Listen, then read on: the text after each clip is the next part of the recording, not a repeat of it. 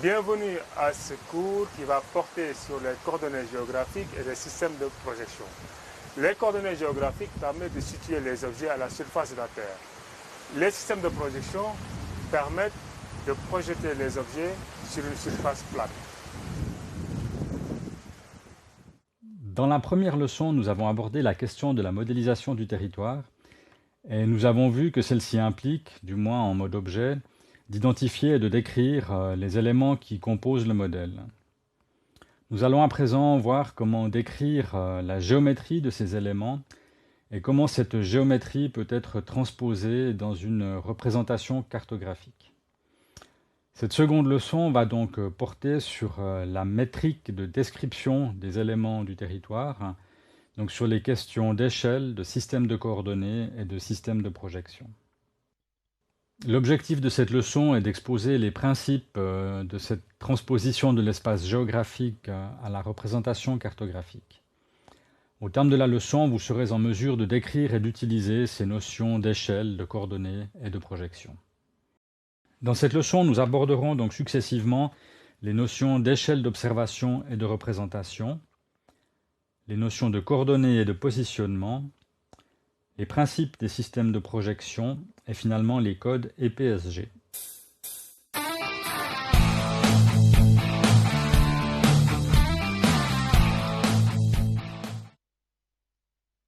L'échelle de représentation est le rapport entre la distance mesurée sur la carte ou à l'écran et la distance réelle.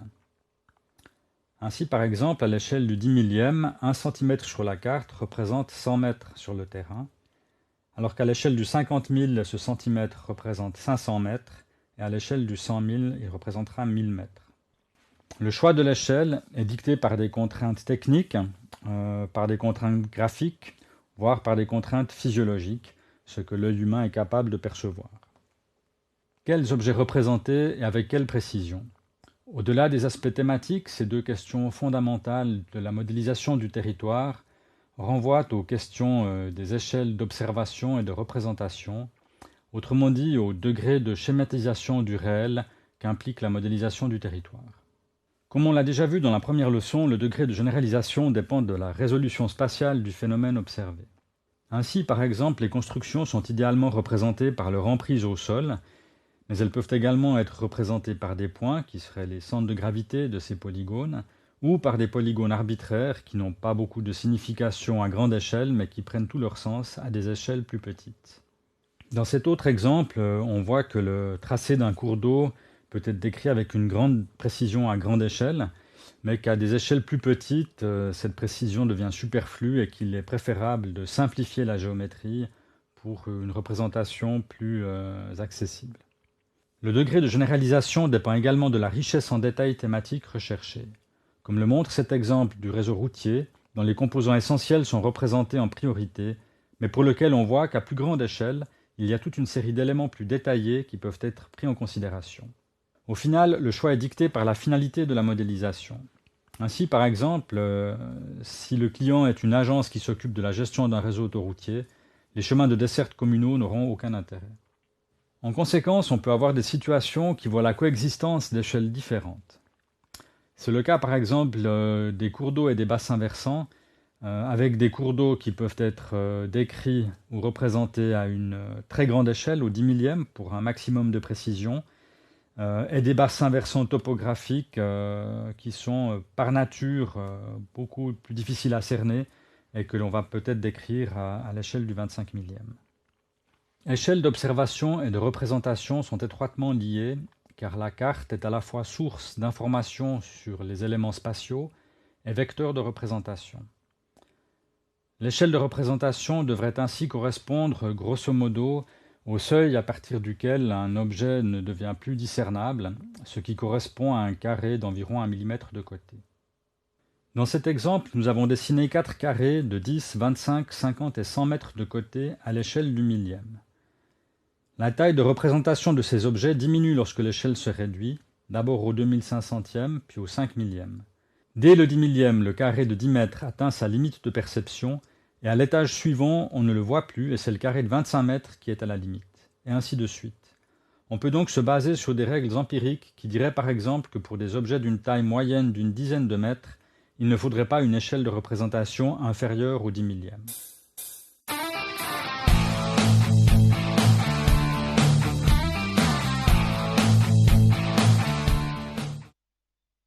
La localisation d'un objet dans l'espace s'appuie sur les notions de position et de voisinage, donc son emplacement dans l'espace d'une part et sa relation à d'autres objets d'autre part. Les notions de voisinage, du type l'épicerie se trouve près de l'église, sont très opérantes dans la vie de tous les jours, mais ne fournissent pas un cadre de description qui convient aux objets complexes tels que ceux exploités dans les systèmes d'information géographique. Il faut pour ceux-ci une méthode de positionnement sur la surface terrestre qui implique un système de référence et une métrique, deux conditions vérifiées par un système euclidien. Système qui est basé sur l'hypothèse d'un espace plan continu et d'une métrique constante définie par un système d'axes perpendiculaires entre eux. La surface de la Terre est courbe et il est souhaitable, pour des raisons évidentes de commodité, de la représenter sur une surface plane. Cela implique une projection géométrique pour passer d'un système de positionnement sphérique à 3 coordonnées à un système de positionnement plan à 2 coordonnées.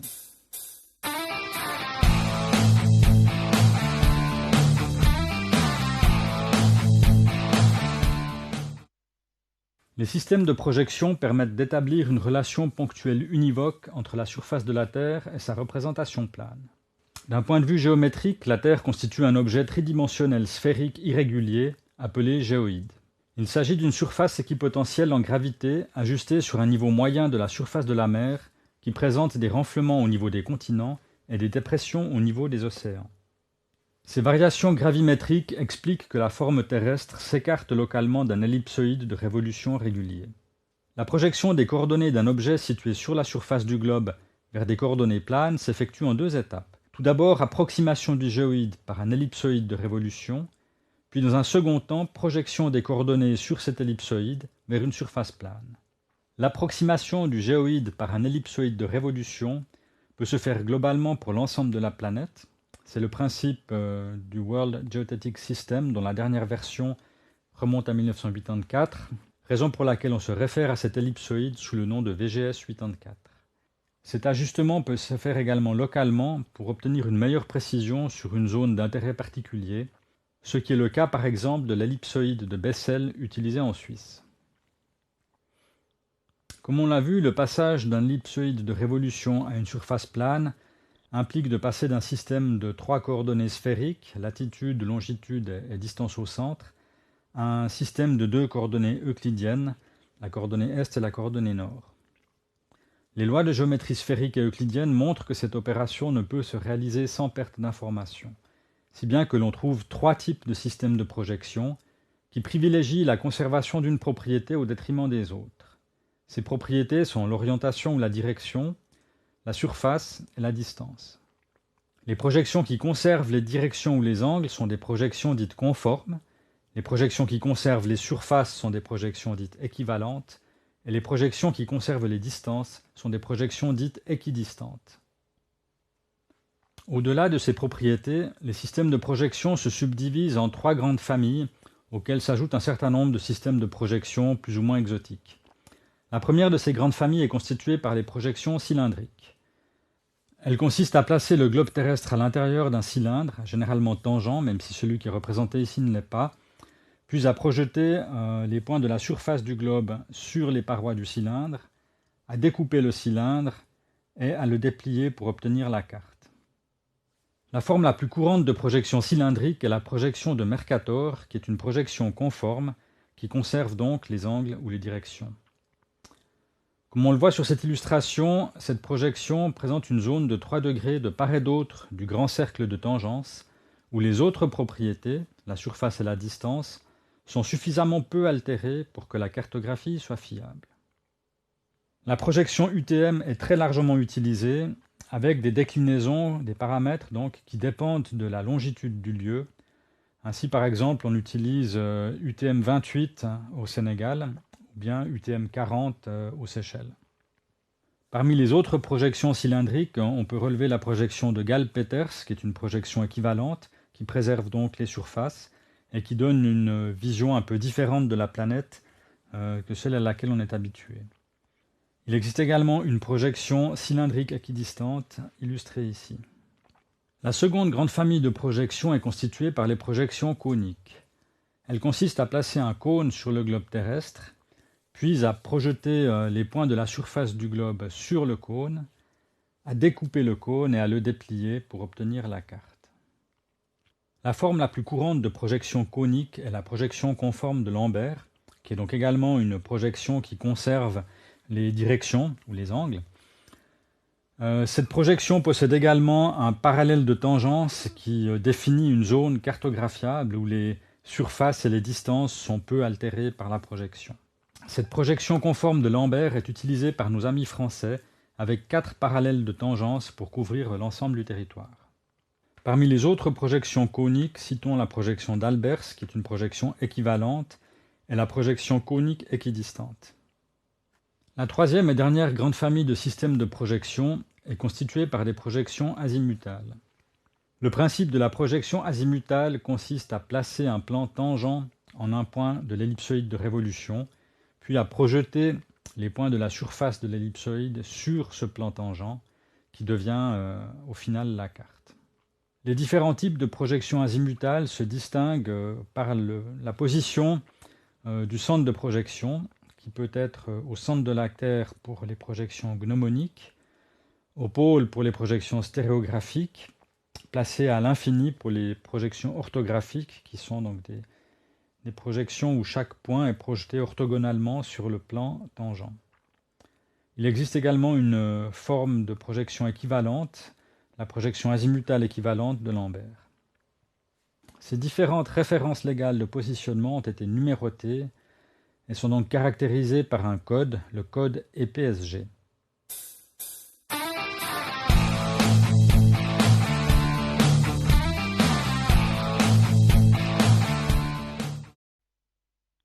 Les très nombreux systèmes de projection utilisés de par le monde ont à un certain moment fait l'objet d'un recensement par une organisation de géodésie, de mensuration et de cartographie liée à l'exploration pétrolière, le European Petroleum Survey Group, EPSG en abrégé. Cette base de données, même si elle n'est pas la seule du genre, est devenue une référence de fait. C'est ainsi que le système de coordonnées en latitude-longitude pour l'ellipsoïde de référence VGS 84 porte le code EPSG 4326. Le système de coordonnées Web Mercator utilisé par les globes virtuels, par exemple Google Maps, etc., porte le numéro 3857. La projection utilisée en Suisse, le 21781, et la projection UTM 40 Sud utilisée aux Seychelles, le numéro 32740. Ces différentes références peuvent être consultées sur le site spatialreference.org. On peut ainsi, par exemple, rechercher la référence EPSG 4326, qui correspond donc au système de coordonnées latitude-longitude pour le VGS 84.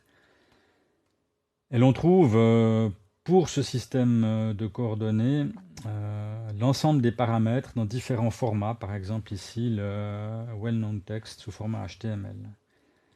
On peut également rechercher le 32740, donc le UTM 40 Sud utilisé aux Seychelles.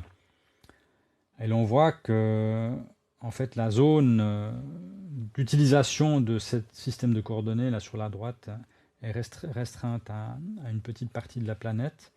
Et également, on a accès en fait, aux paramètres de cette projection sous une forme de fichier. La référence 21781, donc le système de coordonnées utilisé en Suisse, on voit qu'en fait, il couvre une zone de validité très petite. On peut également accéder à l'ensemble des paramètres de cette projection sous différents formats. Le well-known text sous forme de HTML, le Proj4, JSON, GML, etc., etc.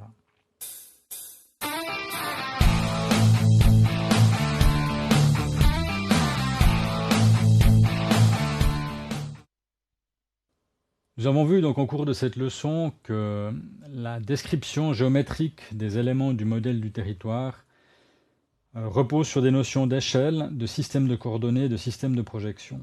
Et nous avons vu plus spécifiquement que l'échelle de représentation est étroitement liée à la résolution spatiale des objets du territoire, avec des seuils inférieurs de l'ordre du 10 millième pour des objets d'une dizaine de mètres, du 25 millième pour des objets de 25 mètres, du 50 millième pour des objets de 50 mètres, etc. Nous avons vu également que la représentation de ces éléments dans un plan nécessite de disposer d'un système de référence euclidien et d'une métrique, et que cela implique une projection du sphéroïde terrestre vers une surface plane. Nous avons vu que cette transposition se fait en deux étapes. D'abord, approximation du géoïde par un ellipsoïde de révolution, puis projection des coordonnées sur cet ellipsoïde vers un plan. Nous avons vu également que l'approximation du géoïde par un ellipsoïde peut se faire de façon globale, c'est le système VGS 84, ou bien peut être basé sur un ellipsoïde ajusté localement pour cartographier une zone d'intérêt particulier. Au niveau des projections, nous avons vu que le passage en fait, d'un système sphérique à 3 coordonnées vers un système plan à 2 coordonnées implique une perte d'information, et que c'est pour cette raison que certaines projections conservent la direction ou les angles, et on parle alors de projections conformes, alors que d'autres projections conservent les surfaces, et l'on parle de projections équivalentes, ou encore des projections qui conservent la distance et qui sont des projections équidistantes. Nous avons vu également qu'il existe 3 grandes familles de projections, les projections cylindriques, les projections coniques et les projections azimutales. Finalement, ellipsoïde de révolution et système de projection constituent une référence légale de positionnement, et ces différents systèmes ont fait l'objet d'un inventaire et sont décrits par un code, le code EPSG. À ceux et celles d'entre vous qui souhaiteraient approfondir ces questions de système de projection, de système de coordonnées, je recommande le MOOC Éléments de géomatique, dont l'adresse figure ici.